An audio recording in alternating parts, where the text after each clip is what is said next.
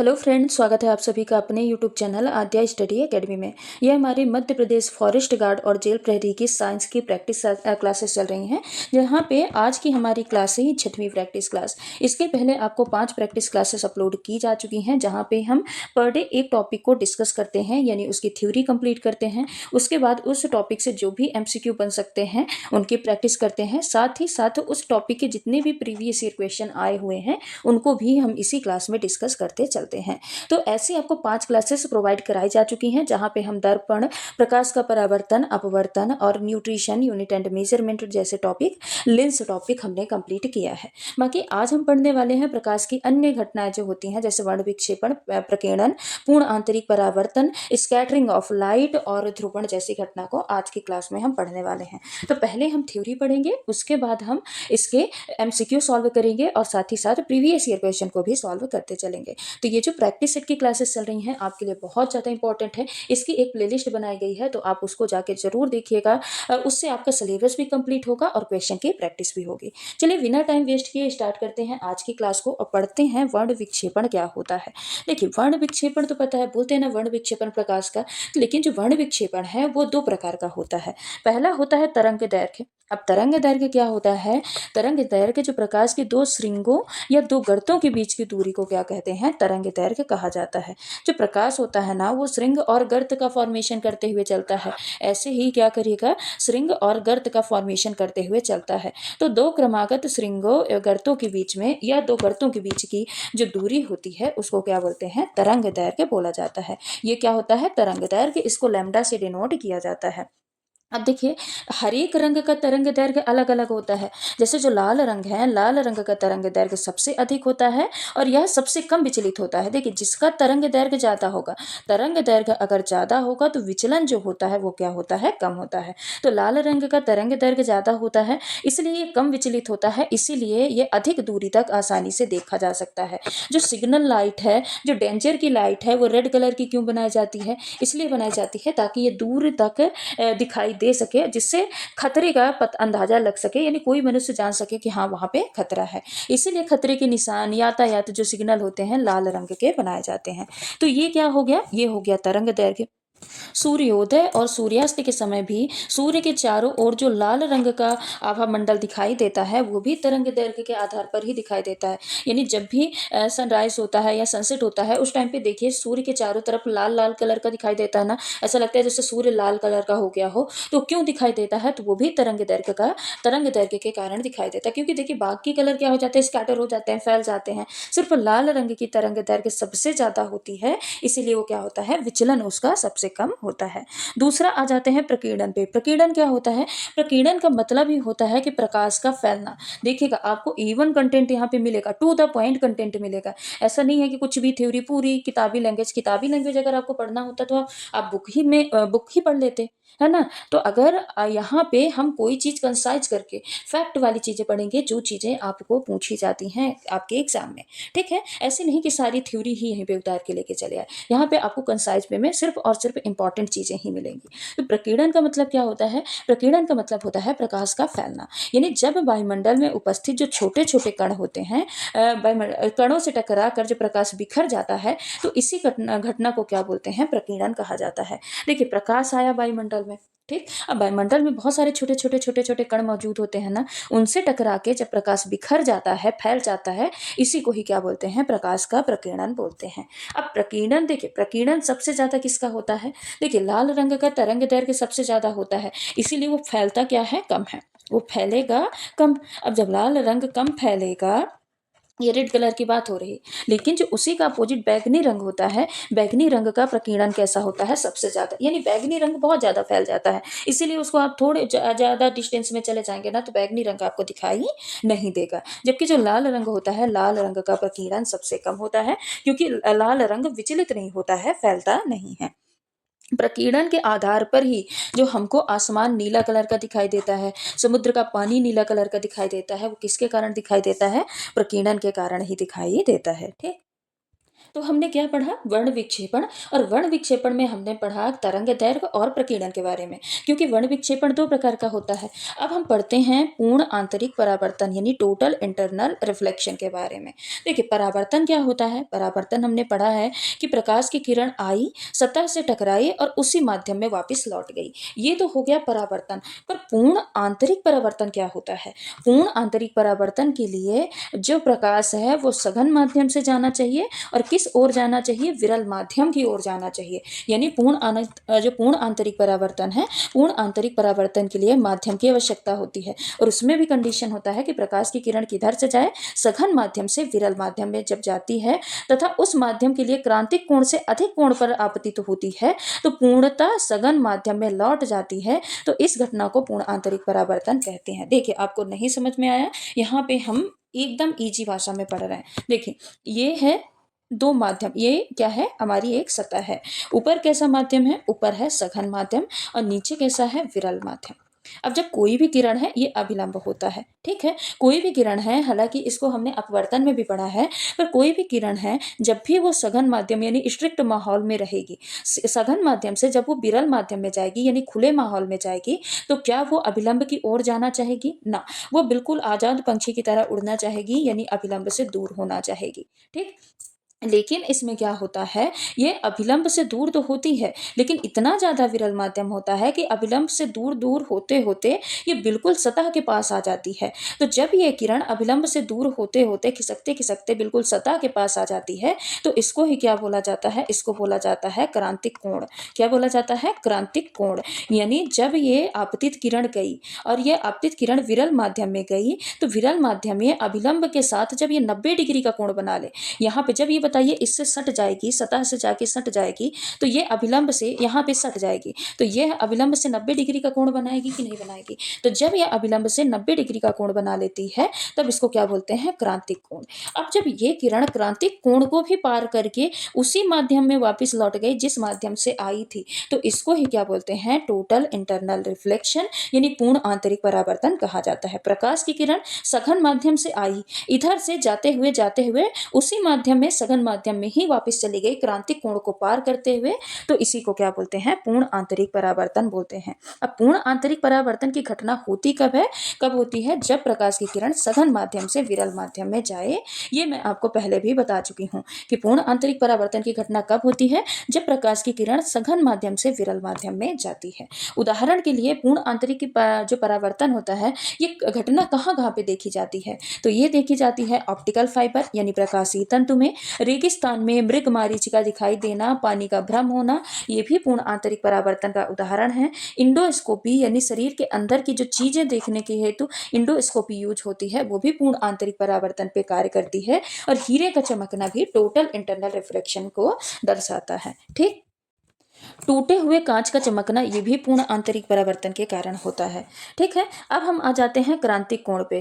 क्रांतिक कोण क्या होता है, आपतित कोण के विशेष मान पर जब परावर्तित किरण 90 डिग्री का कोण बनाती है। अभी हम जब पूर्ण आंतरिक परावर्तन पढ़े हैं तो हमने क्रांतिक कोण भी डिस्कस किया है कि जब भी जो किरण आती है, आपतित किरण, ये परावर्तित होकर अभिलंब के साथ 90 डिग्री का कोण बनाती है, तो इस घटना को क्या कहा जाता है, इस घटना को क्रांतिक कोण कहा जाता है। यानी अभिलंब के साथ जब परावर्तित किरण 90 डिग्री का कोण बनाती है तो इसको क्या बोलते हैं, क्रांतिक कोण कहा जाता है। इसके कारण वस्तु में एक विशेष चमक पैदा हो जाती है। जैसे जो हीरे का चमकना है ना, ये क्रांतिक कोण का सबसे कम होता है, यानी हीरे का चमकना क्रांतिक कोण यहाँ पे सबसे कम होता है। ठीक है, अगला क्या है, अगली घटना है विवर्तन की। अब विवर्तन क्या होता है, विवर्तन का अर्थ होता है यानी विवर्तन का मतलब ही होता है मुड़ना।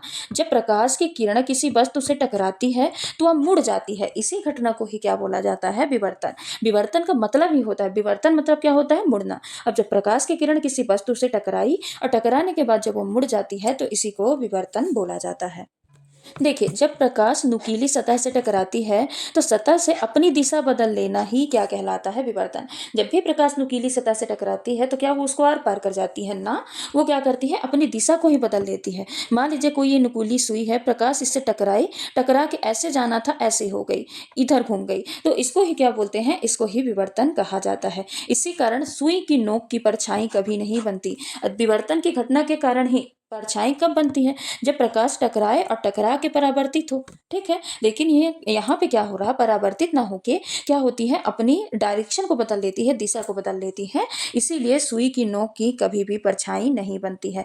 परछाई उसकी बनती है जहाँ पे प्रकाश टकराए और टकरा के रुक जाता है, मुड़ता नहीं है। ठीक है, रुक जाएगा, मुड़ेगा नहीं, तो वहीं पे परछाई बनती है। लेकिन सुई की नोक से प्रकाश टकराता है और टकराने के बाद क्या होता है, अपनी दिशा को बदल देता है, मुड़ जाता है। इसीलिए सुई की नोक की कभी परछाई नहीं बनती है। उदाहरण के लिए सबसे छोटी परछाई कब बनती है? सबसे छोटी परछाई बनती है 21 जून को, और सबसे बड़ी परछाई कब बनती है? 22 दिसंबर को बनती है।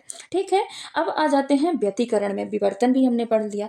व्यतिकरण क्या होता है? जब समान आवृत्ति और समान आयाम के तरंग किसी माध्यम में प्रवेश करते हैं, जैसे पानी पर मिट्टी का तेल या साबुन का घोल, तो वो क्या करते हैं, अलग अलग रंगों में विभक्त ना होकर के एक ही स्थान पर कई सारे रंगों को दिखाते हैं। तो इसी को क्या बोलते हैं? व्यतिकरण बोलते हैं। क्या होता है, जब समान आयाम और आवृत्ति की जो तरंगें होती हैं किसी माध्यम में गई, जैसे कि पानी पर मिट्टी का तेल या फिर साबुन का घोल है, ठीक है, तो वो अलग अलग रंगों में विभाजित नहीं होती हैं प्रकीर्णन की तरह। वो क्या होती हैं, एक स्थान पे बहुत सारे रंगों को दिखाती हैं। इसी घटना को क्या बोला जाता है? इसी घटना को व्यतिकरण बोला जाता है। ध्रुवण क्या होती है? व्यतिकरण के जैसे ही ध्रुवण भी होता है।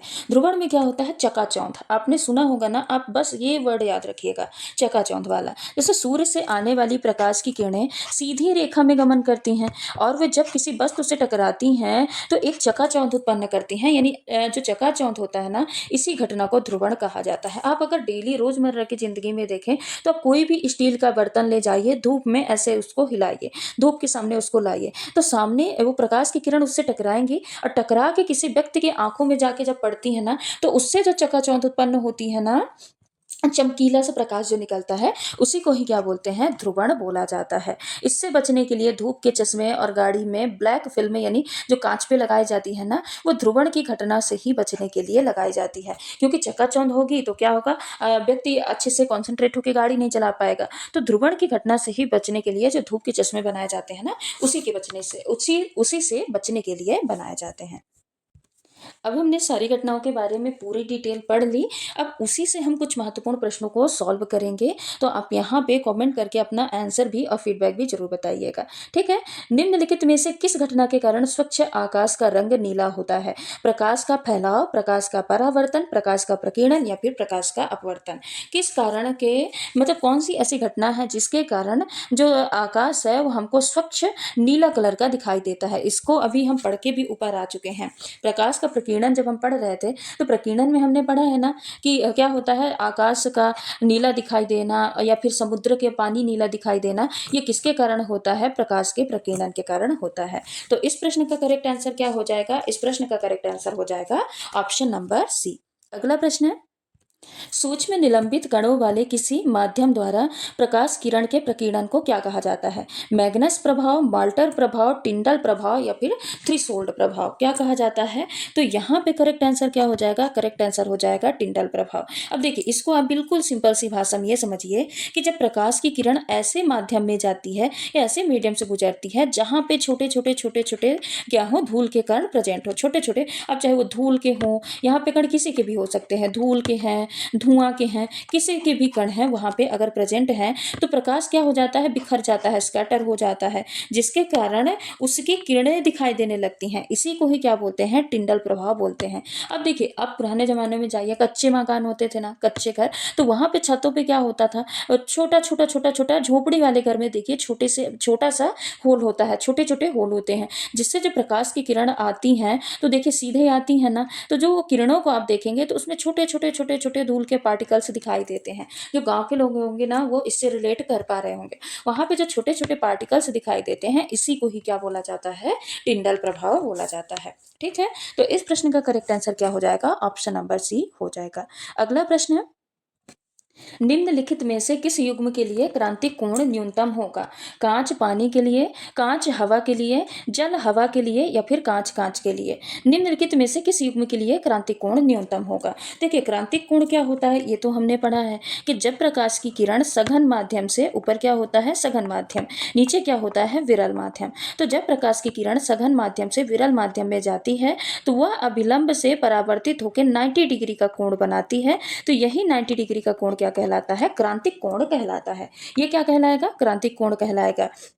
अब एक चीज और याद रखिएगा, जितना ही ज्यादा घनत्व होगा, जितना ज्यादा घनत्व होगा, ये मतलब जितने ज्यादा घनत्व में अंतर होगा, घनत्व का जितना ज्यादा अंतर होगा, क्रांतिक कोण उतना ही क्या होगा? कम होगा। क्रांतिक कोण क्या होगा? उतना ही कम होगा। जैसे यहाँ पे देखिए, कांच और पानी, घनत्व मतलब क्या होता है? घना, यानी पार्टिकल कितने पास पास में है या कितने दूर दूर में है। तो देखिए, कांच और पानी, यहाँ पे घनत्व क्या है? कम है। यहाँ पे घनत्व में अंतर क्या है? कम है। कांच सॉलिड, सॉलिड के बाद लिक्विड ही आता है, तो यहाँ पे घनत्व में अंतर कम है। लेकिन यहाँ पे देखिए, कांच और हवा, कांच क्या होता है? सॉलिड पार्टिकल, यानी इसके पार्टिकल्स बहुत पास पास होते हैं, तो घनत्व इसका बहुत ज्यादा होता है। और हवा डायरेक्ट लिक्विड को स्किप करके किस में आ गया? गैसियस स्टेट में। तो गैसियस स्टेट में जो पार्टिकल्स होते हैं बहुत दूर दूर होते हैं, यानी इसका घनत्व बहुत कम होता है। तो यहाँ पे घनत्व का अंतर क्या है? सबसे ज्यादा है। यहाँ पे घनत्व का अंतर सबसे ज्यादा है। उसके बाद आ जाइए जल हवा में। यहाँ पे देखिए, लिक्विड से गया गैसियस स्टेट में एक ही स्टेप है, तो इसमें भी क्या होगा? कम होगा घनत्व का अंतर। और कांच, कांच यहाँ पे तो घनत्व में कोई अंतर ही नहीं होगा। तो अभी हमने पढ़ा है, जितना ज्यादा घनत्व में अंतर होगा, जो क्रांतिक कोण है, क्रांतिक कोण उतना ही कम होगा। तो यहाँ पे सबसे न्यूनतम क्रांतिक कोण कहाँ पे होगा? तो सबसे न्यूनतम जो क्रांतिक कोण है वो किसमें हो जाएगा? कांच और हवा, क्योंकि घनत्व में अंतर सबसे ज्यादा कांच और हवा में है, तो यहीं पे क्रांतिक कोण सबसे कम हो जाएगा। आई होप आपको ये चीजें समझ में आई होंगी। चलते हैं अगले प्रश्न पे। रोगी के पेट के भीतर का परीक्षण करने हेतु डॉक्टरों द्वारा प्रयुक्त एंडोस्कोप निम्नलिखित में से किस सिद्धांत पर कार्य करता है? प्रकाश का प्रकीर्णन, प्रकाश का परावर्तन, प्रकाश का अपवर्तन या प्रकाश का सकल आंतरिक परावर्तन? ठीक, तो बताइए यहाँ पे करेक्ट आंसर क्या हो जाएगा? यहाँ पे करेक्ट आंसर हो जाएगा ऑप्शन नंबर डी। रोगी के पेट के भीतर का परीक्षण करने हेतु डॉक्टर द्वारा जो एंडोस्कोपी प्रयोग किया जाता है, ये किसमें, यानी किस सिद्धांत पे कार्य करता है? तो प्रकाश का टोटल इंटरनल रिफ्लेक्शन पे काम करता है। जो एंडोस्कोप होता है, ये पतले कांच फाइबर का बना होता है। किससे बना होता है? ऑप्टिकल फाइबर का बना होता है। ये चीज आप ध्यान रखिएगा, किसका बना होता है? ऑप्टिकल फाइबर का बना होता है। अब इन फाइबर के अंदर, मान लीजिए ये कोई ऑप्टिकल फाइबर का बना है, इस फाइबर के अंदर जब प्रकाश जाता है तो बार बार क्या होगा? दीवार से टकराएगा, और टकरा के ये क्या होगा? परावर्तित होते हुए आगे बढ़ता जाता है। लेकिन ये दीवार से बाहर नहीं निकलता। ये जब बाहर नहीं निकलता है तो इसको ही क्या बोलते हैं? टोटल इंटरनल रिफ्लेक्शन बोला जाता है। क्या बोला जाता है? Total internal reflection. For example के तौर पे अगर आप प्रयोग करना चाहें तो आप किसी पाइप के अंदर, सॉलिड पाइप हो, ठोस वाली, वो मुलायम वाली नहीं, ठोस वाली पाइप हो, उसके अंदर आप बॉल डालिए तो ऐसे भट्ट भट्ट भट्ट भट्ट टकराते हुए आगे जाके बढ़ेगा, लेकिन पाइप को फाड़ के बाहर नहीं निकल पाएगा। तो इसको ही क्या बोलते हैं? इसको ही टोटल इंटरनल रिफ्लेक्शन, ये प्रकाश का सकल आंतरिक परावर्तन कहा जाता है। ठीक है, तो इस प्रश्न का करेक्ट आंसर क्या हो जाएगा? ऑप्शन नंबर डी हो जाएगा। अगला प्रश्न है, तरंग दैर्घ्य बढ़ने के साथ अपवर्तनांक का मान क्या होता है? कोई असर नहीं पड़ता, बढ़ता है, घटता है या फिर उपर्युक्त में से कोई नहीं? बताइए यहाँ पे करेक्ट आंसर क्या हो जाएगा? देखिए, जब भी तरंग दैर्घ्य बढ़ता है तो एक चीज आप याद रखिएगा, तरंग दैर्घ्य ज्यादा तो अपवर्तनांक क्या होगा? कम। यहीं पे लिख देते हैं, जो तरंग दैर्घ्य है, जब भी तरंग दैर्घ्य ज्यादा होगा, ठीक है, तरंग दैर्घ्य ज्यादा होगा यानी ज्यादा, तो जो अपवर्तनांक होगा, अपवर्तनांक हमेशा क्या हो जाएगा? अपवर्तनांक कम हो जाएगा। ठीक है, इसीलिए जो बैगनी रंग है ना, बैगनी रंग का तरंग दैर्घ्य क्या होता है? कम होता है। बैगनी रंग का तरंग दैर्घ्य कम होता है, इसलिए अपवर्तनांक ज्यादा होता है। वहीं पे जो लाल रंग होता है, लाल रंग का आप देखिए, तरंग दैर्घ्य सबसे ज्यादा होता है तो अपवर्तनांक क्या होता है? सबसे कम होता है। यानी तरंग दैर्घ्य ज्यादा तो अपवर्तनांक क्या हो जाएगा? कम। तो तरंग दैर्घ्य अगर बढ़ेगा, ज्यादा होगा, तो अपवर्तनांक का मान क्या होगा? घटेगा, यानी कम होगा। तो इस प्रश्न का करेक्ट आंसर क्या हो जाएगा? ऑप्शन नंबर सी हो जाएगा। अगला प्रश्न है, जल के भीतर वायु का बुलबुला किसके कारण चमकता है? पूर्ण आंतरिक परावर्तन के कारण, अपवर्तन के कारण या फिर उपर्युक्त में से कोई नहीं? बताइए। परावर्तन और अपवर्तन तो हम पहले ही पढ़ चुके हैं। परावर्तन में मतलब जो दर्पण होता है वो परावर्तन की घटना को फॉलो करता है, प्रकाश के परावर्तन को फॉलो करता है। वहीं पे जो लेंस होता है, और लेंस किसको फॉलो करता है, अपवर्तन की प्रोसेस को फॉलो करता है। तो इसके बारे में हम एक एक क्लास में ऑलरेडी पढ़ चुके हैं। अब बचा क्या, पूर्ण आंतरिक परावर्तन, जो कि इस प्रश्न का करेक्ट आंसर भी होगा। तो होता क्या है, जब ये जो बुलबुला है, तो जब पानी के अंदर हवा का बुलबुला होता है तो उसके अंदर से जो आने वाली प्रकाश की किरणें होती है ना, जो लाइट होती है, वो पानी और हवा से टकराती है और टकरा के क्या होती है, वापस लौट जाती है। इसको ही क्या बोलते हैं, टोटल इंटरनल रिफ्लेक्शन बोलते हैं। रिफ्लेक्शन मतलब क्या होता है, जहां से आए वहां पे लौटना, और इंटरनल मतलब ये आंतरिक रूप से हो रहा, और टोटल परावर्तित हो रहा, इसलिए इसको पूर्ण आंतरिक परावर्तन कहा जाता है। अब क्योंकि इसमें प्रकाश बाहर नहीं जाती, बाहर जाने के बजाय अंदर ही ये टकराती रहती है, इसी कारण से ये जो बुलबुला है ये चमकदार दिखाई देता है। कैसे दिखाई देता है, चमकदार दिखाई देता है या चमकता हुआ दिखाई देता है। तो इस प्रश्न का करेक्ट आंसर क्या हो जाएगा, पूर्ण आंतरिक परावर्तन, क्योंकि ये जो बुलबुला है वो पूर्ण आंतरिक परावर्तन को के कारण चमकदार दिखाई देता है। ठीक, अगला प्रश्न है,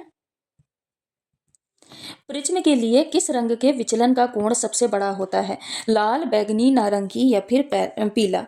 बिबग्योर रंग होते हैं ना, तो सबसे ज्यादा विचलन किस रंग का होता है, ये यहाँ पे पूछा है।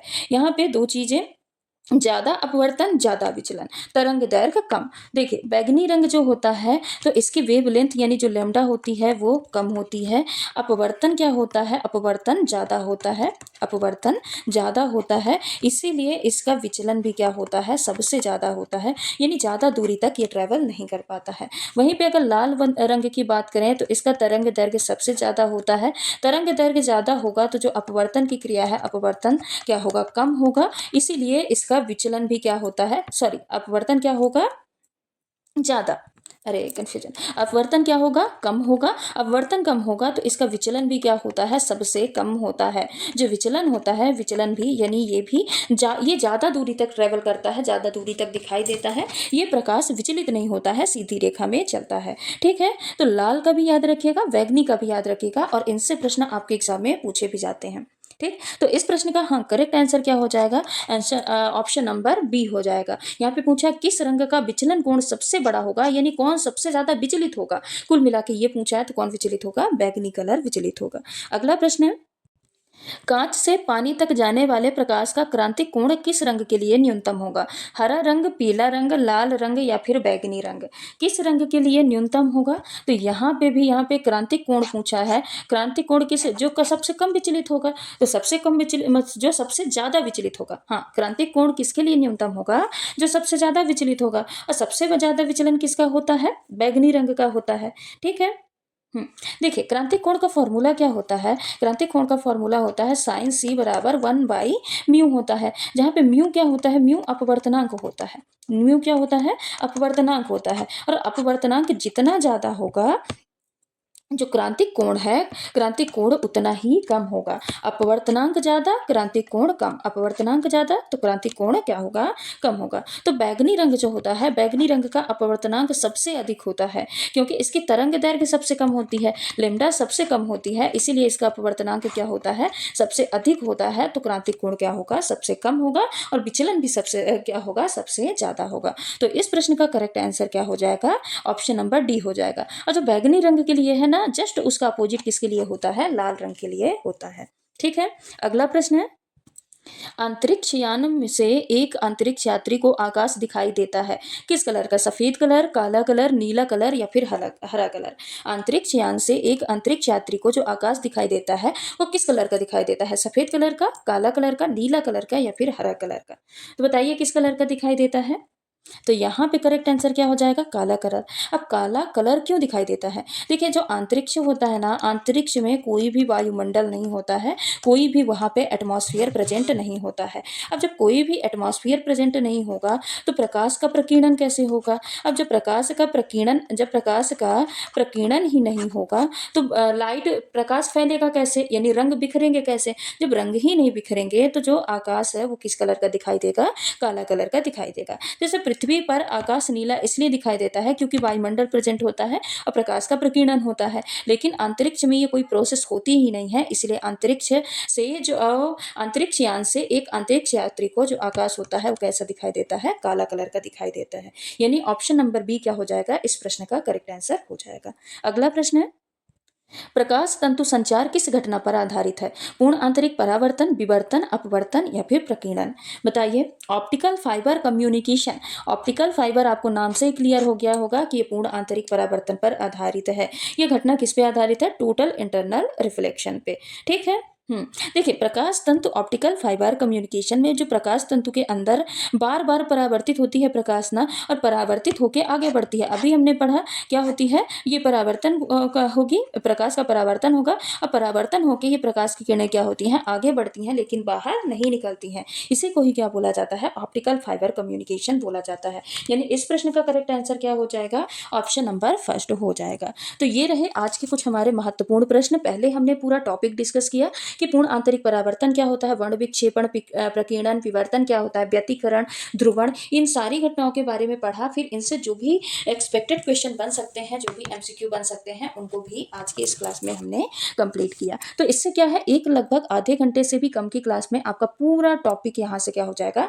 कंप्लीट हो जाएगा थ्योरी के साथ। तो ये जो प्रैक्टिस सेट की क्लासेस चल रही है ना, ये ऐसे ही सारी क्लासेस चल रही हैं। पहले थ्योरी पढ़ रहे हैं, फिर उसके बाद उसके क्वेश्चन की भी प्रैक्टिस कर रहे हैं, और क्वेश्चन भी हम डिटेल में यहाँ पे डिस्कस करते हैं। ऐसा नहीं कि सिर्फ आंसर बता दिए कि इस प्रश्न का आंसर ऑप्शन नंबर फर्स्ट होगा, सेकंड होगा या थर्ड होगा, ऐसे करके नहीं। पूरे डिटेल के साथ, फुल एक्सप्लेनेशन के साथ यहाँ पे हम पढ़ते हैं। तो ऐसे अगर आप साइंस पढ़ेंगे ना, तो आपको एक भी नंबर आपका साइंस में मिस नहीं होने वाला। तो चलिए आज की क्लास को यहीं पे समाप्त करते हैं। मिलते हैं अगले वीडियो में कुछ दूसरे टॉपिक के साथ। तब तक के लिए अगर आप चैनल पे नए हैं तो चैनल को सब्सक्राइब कर लीजिएगा और वीडियो को लाइक कर दीजिएगा। नई वीडियो का नोटिफिकेशन पाने के लिए बेल आइकन को जरूर प्रेस करिएगा। धन्यवाद।